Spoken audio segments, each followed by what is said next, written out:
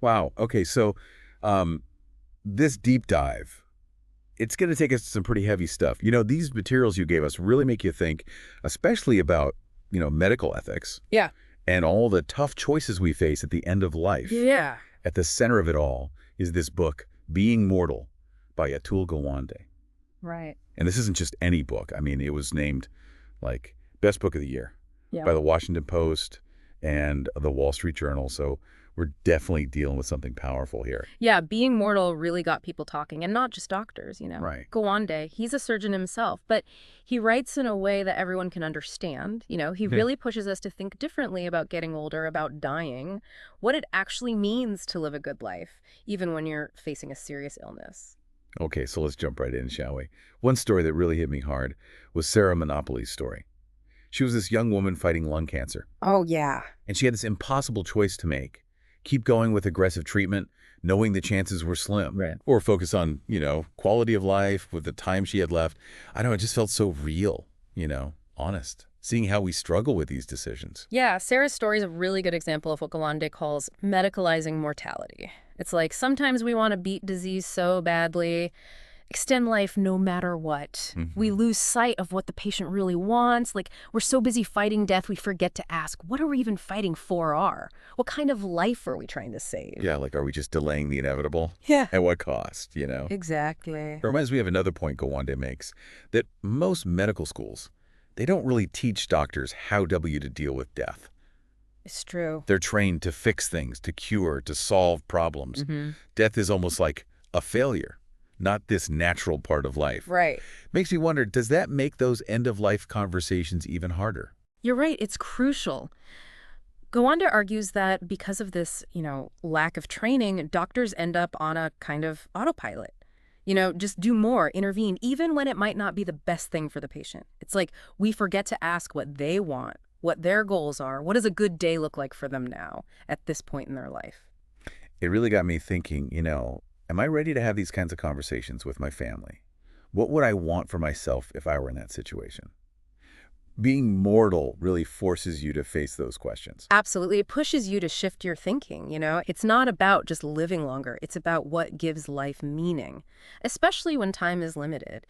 And it's honest about the fact that those conversations, they're hard, but they're so important to have. So how do we even begin to navigate these conversations? Gwande talks about Karen Wilson and her mother, Jessie. Yeah. Jessie had MS, needed a lot of care. But Karen, she was determined to make sure her mom still had a life, with dignity and could make her own choices. Right. Karen actually started this assisted living place called Park Place, designed it around Jessie's needs. Wow. Instead of the usual nursing home, it was a place where residents had their own space, their own schedule, control over their lives. A great example of person-centered care. That's amazing.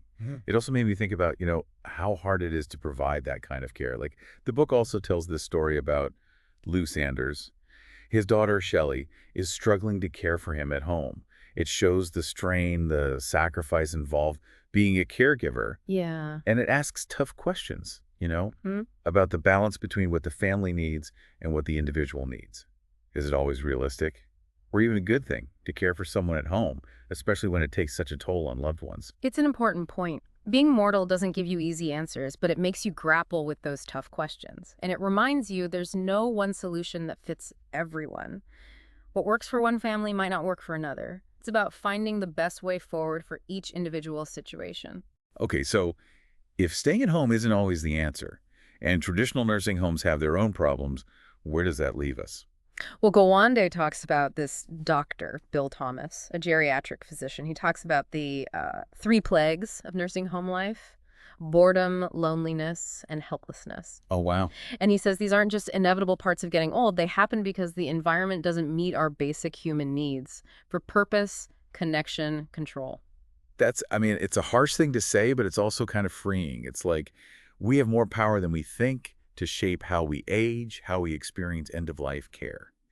So if you had to imagine your own elder care, what would be most important to you? What would make your days feel meaningful, even as your health declined? Yeah, that's the kind of question being mortal makes you ask. It's Right. not just about the medical stuff, it's about being human. Even as our bodies age, our spirits, our ability to experience joy, those can stay strong. There's this one statistic Gawande mentions, kind of stuck with me. 25% of Medicare spending goes to the 5% of patients in their last year of life. Makes you think, huh, are we using those resources the right way? What patients really want?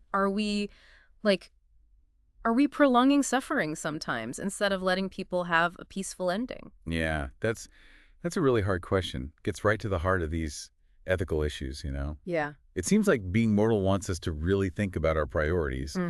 Maybe it's not always about doing everything we can to keep someone alive. Maybe it's more about making those last days, dignified, comfortable. Yeah, exactly. Gawande says, a good death, it's not just about being pain-free, it's about having control, meaning connection with the people you love. He thinks doctors, they need to be more than just like medical experts. They need to help patients navigate these choices, because they're so tough. Yeah. I remember this part where he talks about it's so important for doctors to understand what a good day looks like for each person, even at the end of life. Right. Not like one size fits all, but really listening to what matters to that individual person. Exactly. And this brings us back to those questions you shared from the book. Mm. One that really hit me was if you had to decide for someone you love between intensive care and hospice, what would you want to know from them? Like, what would truly matter to them in those last moments?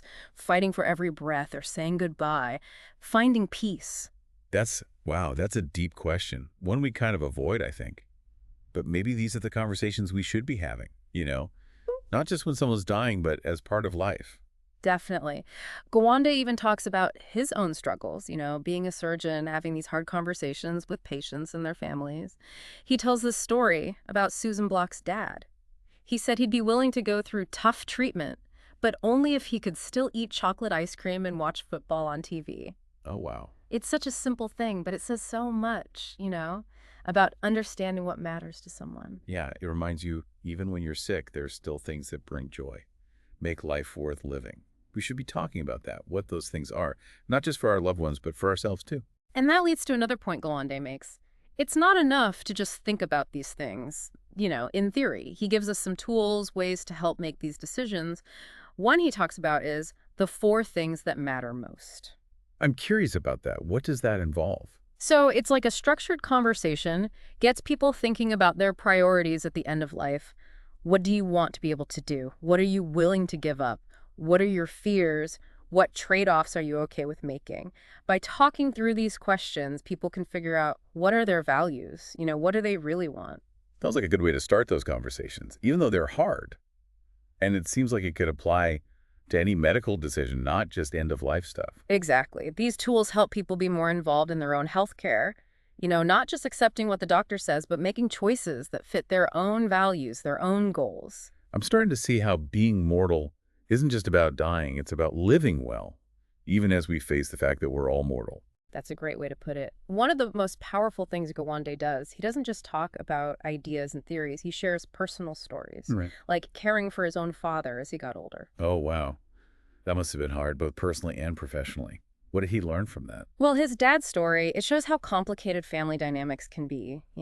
When you're making end-of-life decisions, there's this tension between what doctors recommend, what families think is best, and what the patient actually wants.